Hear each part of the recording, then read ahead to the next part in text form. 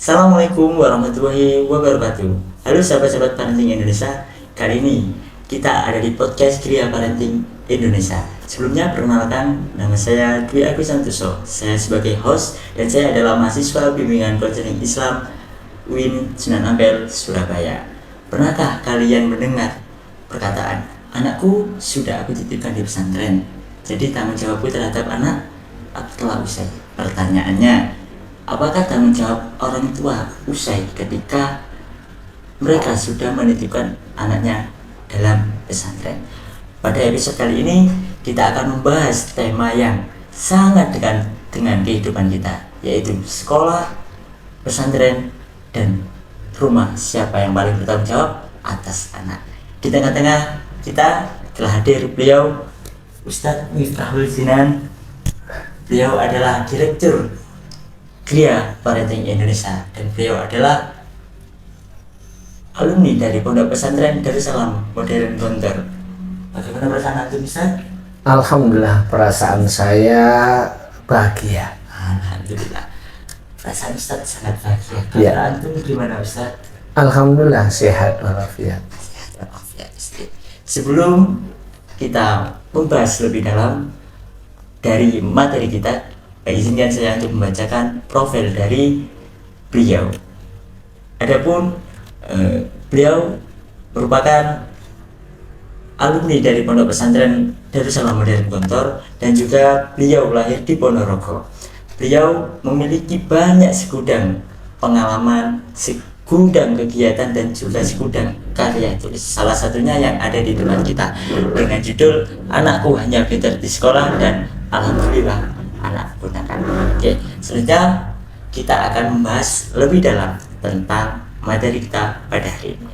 Oke, Ustaz, ini ada pertanyaan, Ustaz. Ya, Ustaz, dari pengalaman jenengan, apa yang membuat kesalahpahaman terbesar orang tua dalam memasukkan anaknya ke pesantren ataupun ke sekolah, Ustaz? dalam pengamatan saya, kesalahpahaman orang tua di dalam memasukkan adalah orang tua itu berpikir ketika mereka sudah memasukkan, ya sudah diserahkan aja anaknya ke pesantren itu, gitu. Jadi menurut pandangan antum, banyak dari sekian banyaknya orang tua itu beranggapan bahasanya kalau aku sudah memasukkan anak ke pesantren, jadi tanggung jawabku telah usai, Ustaz, ya? Ya. Dan apa sih, Ustaz, dampak bagi anak-anak yang sudah dimasukkan dalam pesantren ketika orang tuanya sudah kebanyakan memiliki sikap kayak gitu, Ustaz? Tentu dampaknya bagi orang tua dan bagi anak ya. Jadi bagi orang tua itu dia merasa kalau terjadi apapun pada anak, dia cenderung menyalahkan pihak pesantren, gitu ya. Terus juga bagi anak itu nanti ada sikap-sikap orang tua yang justru bertentangan dengan aturan pesantren, karena orang tuanya memandang ya sudah saya serahkan, saya tidak punya tanggung jawab lagi untuk mendidik anak. Padahal sebenarnya banyak aspek yang bisa dilakukan oleh orang tua walaupun anaknya di pesantren. Jadi kebanyakan dari wali-wali santri memiliki pandangan bahwasanya tugasku telah usai. Ketika ada kesalahan dari anakku, maka pesantrenlah yang salah. Dan dampaknya lagi kasihan musyrif dan musyrifahnya, ya, Ustaz, ya. Betul. Oke, perlu diingat teman-teman parenting ataupun sahabat parenting Indonesia semua, bahwasanya pondok pesantren hanyalah memfasilitasi. Masalah anaknya ingin berkembang atau anaknya tidak ingin berkembang itu kembali kepada individual dari anak-anak masing-masing. Ya, Ustaz, menurut panjenengan, peran apa yang tidak bisa digantikan oleh sekolah atau pesantren dan hanya bisa dilakukan oleh orang tua, Ustaz? Ya, tentu ada perannya, adalah peran mitra ya. Mitra pesantren untuk mengembangkan anak. Contoh kasus adalah orang tuanya punya keinginan bahwa anaknya punya target hafalan. Itu keinginan orang tua. Pesantren juga punya target hafalan. Nah, dalam konteks yang seperti ini, maka seharusnya sebagai mitra harus diskusi, ya kan, harus saling komunikasi. Contoh adalah di dalam perkembangan kok anak muncul kebusanan anak di dalam menghafal, maka tidak boleh lagi orang tua ya sudah saya serahkan kepada muhafidnya, selesai kan begitu. Maka pada satu titik ya ketika kunjungan dia diskusi kan begitu ya, diajak diskusi, apa sih tantangan kamu Le, aku bosen lebih kalau tuh apa yang bisa ini kamu bisa lakukan supaya mengurangi kebosanan kamu di dalam menghafal. Itu kan sebenarnya sebagai mitra.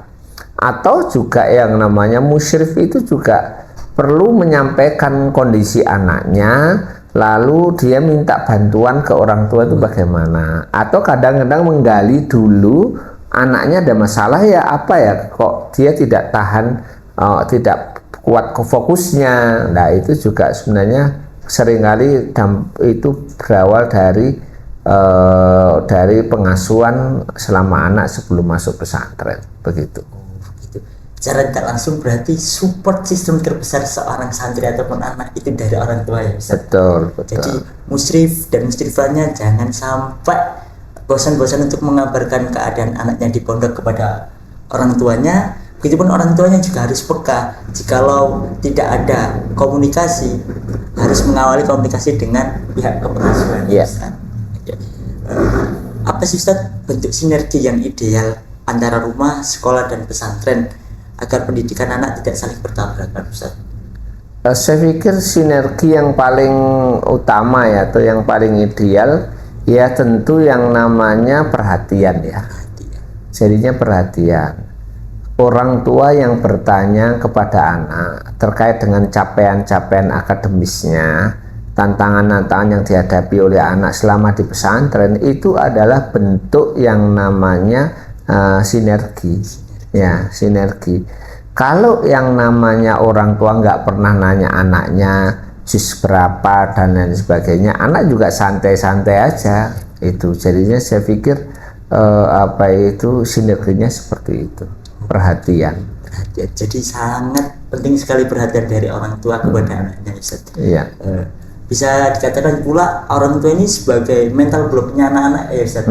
Kalau anaknya mengalami kemunduran, orang tua siap menjadi tameng terdepan untuk menumpas dari kemunduran anaknya tadi ya Ustaz. Ustaz, jikalau di keadaan pesantren kan kebanyakan memiliki problematika yang berbeda-beda Ustaz. Kemungkinan yang paling sering kita temui Ustaz di zaman sekarang, bahwasanya bullying itu loh sudah ada dari zaman dulu, tapi apa yang membedakan dan membuat anak-anak sekarang itu seakan-akan bullying itu menjadi hal yang menakutkan Ustaz? Sebenarnya kan begini ya, kita lihat kondisi anak-anak sekarang ini kan Gen Z, Gen Alpha dan lain sebagainya, dimana salah satu karakteristiknya adalah memang anak itu pandai tapi ringkih itu adalah lemah. Jadinya mentaliti mereka, daya tahan terhadap stres juga tidak seperti dulu, sehingga mungkin bentuk yang namanya bulinya dengan anak-anak dulu sama sebenarnya, tapi dampaknya terhadap anak mungkin nggak. Kalau dulu itu ya mainan kan begitu ya, mainan menyebut nama dengan tidak semestinya, itu bagi anak-anak dulu biasa. Tapi bagi anak sekarang yang secara karakter lebih ringkih itu menjadi bully yang bisa membuat dia stres. Jadinya seperti itu. Jadi mental anak-anak sekarang itu yang lebih ringkih ya Ustaz? Iya, jadi betul. Bisa dikatakan bahwasanya orang tua adalah pendidikan atau madrasah pertama bagi anak-anaknya Ustaz. Jikalau konteks itu Ustaz dipadukan bahwasanya andai kata anaknya itu sudah disiapkan sebelum masuk pondok itu dengan mental baja Ustaz, apakah itu konsep tersebut masih bisa dilakukan dalam dunia pendidikan modern ini Ustaz? Saya pikir masih sangat bisa ya, sangat bisa. Justru malah kebutuhan anak untuk yang namanya menyiapkan anak secara mental ketika ketika mereka harus berpisah sama orang tuanya itu justru lebih urgent sekarang ya. Karena dulu secara lingkungan, secara masyarakat anak-anaknya tangguh-tangguh. Lah sekarang itu kita bisa merasakan anak-anak sekarang tidak setangguh itu. Sehingga kalau orang tua fokus betul ketika menyiapkan anaknya ke pesantren, bukan hanya secara akademis, kemampuan dia secara pelajaran, tapi juga secara mental ya, mental. Dulu anak bangun tidur ya santai aja, dia bangun terus antri. Sekarang masalah antri masalah berat itu kalau di pesantren itu. Lah di titik itulah sebenarnya ketika anak kelas 5, kelas 6, salah satu hal yang harus dibangun yaitu kemandirian anak. Jadinya kita bayangkan bahwa anak-anak kalau di pesantren itu bisa menata lemarinya sendiri. Maka sebenarnya di rumah ya harus disiapkan semenjak kelas 5, kelas 6 bagaimana menata lemarinya, kamarnya. Tapi syaratnya orang tua nggak perlu menyebut ini nanti di pesantren ya harus begini, makanya harus latihan, nggak perlu. Itu membuat anak-anak nggak suka terhadap kehidupan pesantren sejak awal. Cukup aja dilatihkan pelan-pelan. Mungkin kelas 4 rancangnya sudah mulai dimandirikan, anak merapikan. Kelas 5 ditambah ranjang sama yang namanya meja. Kelas 6 rancang, meja sama lemari, sampai yang namanya semua kamarnya. Saya pikir hal yang sederhana yang kita biasakan di rumah dan memang kita orientasikan untuk menyiapkan anak di pesantren itu sesuatu yang sangat berharga ketika anak sudah mandiri di pesantren gitu. Jadi itu adalah tonggak atau modal awal sebelum orang tua menitipkan anak ke pesantren. Betul. Nah, di era zaman sekarang Ustaz, kebanyakan anak terkena masalah di pesantren Ustaz. Dan kebanyakan orang tua itu salah dalam menyikapi kesalahan anaknya. Akhirnya pondok dan juga dewan pengasuhan itu yang terkena semprot oleh orang tua. Itu bagaimana Ustaz? Sikap yang seharusnya dimiliki oleh orang tua. Sebenarnya kan begini ya, anggap saja anak kita ini curhat ke orang tuanya bahwa dia barusan ditindak oleh salah seorang musyrifnya atas kesalahan yang dia lakukan. Anggap saja ditindaknya adalah menyapu koridor masjid, kan begitu ya amal solehnya. Curhat kepada kita begitu, maka kita wajib untuk mendengarkan. Ya, jadinya ya kita harus active listening, kita harus jalan. Kita dengarkan, setelah kita dengarkan coba kita lihat apa sih permohonan anak ini sesungguhnya.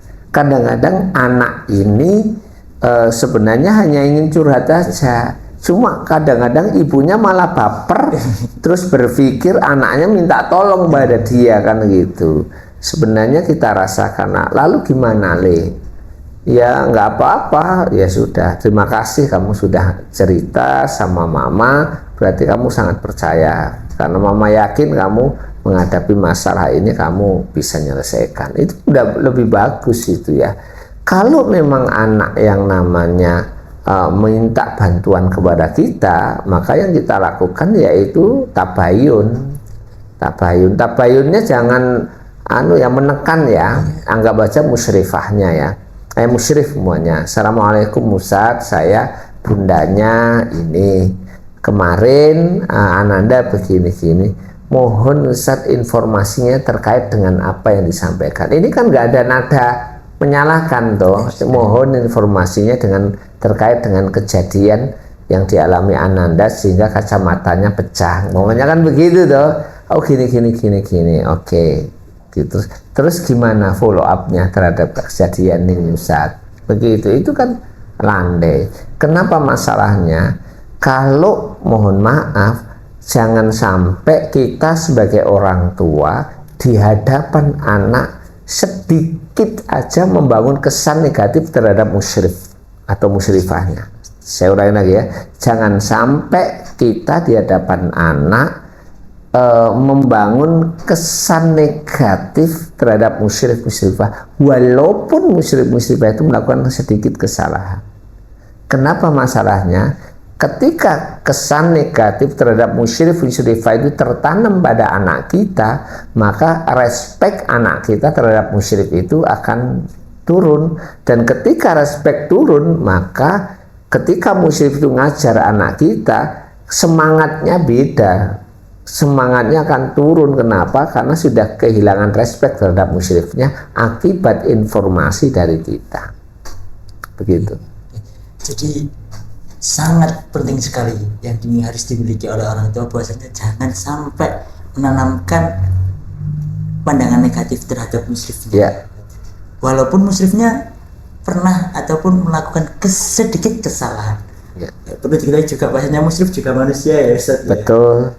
Yang tempatnya salah dan juga lupa. Jadi jangan sampai dengan salah paham ataupun salah tangkap kita dalam menyikapi kesalahan anak sehingga membuat atau memicu perasaan-perasaan dan juga pandangan-pandangan negatif terhadap musyrif yang mana nantinya juga mempengaruhi barokahnya anak kepada Ya, gurunya. Ustaz. betul. Ustaz, apa sih Ustaz 3 sikap penting yang wajib dimiliki orang tua ketika anaknya mondok yang jauh dari rumah, Ustaz? Beberapa sikap ya, yang pertama ya tentu adalah perhatian ya. Tadi yang saya sebutkan perhatian. Terus yang kedua tentu yang namanya percaya ya. Percaya terhadap anaknya, percaya kepada pondoknya. Terus yang ketiga ya tentu tawakal. Kita serahkan semuanya kepada Allah. Begitu. Jadi teman-teman, sahabat-sahabat parenting Indonesia, perlu diketahui bahwasanya ada 3 aspek utama yang harus dimiliki oleh orang tua di mana ketika menitipkan anaknya kepada pondok pesantren atau lembaga pesantren.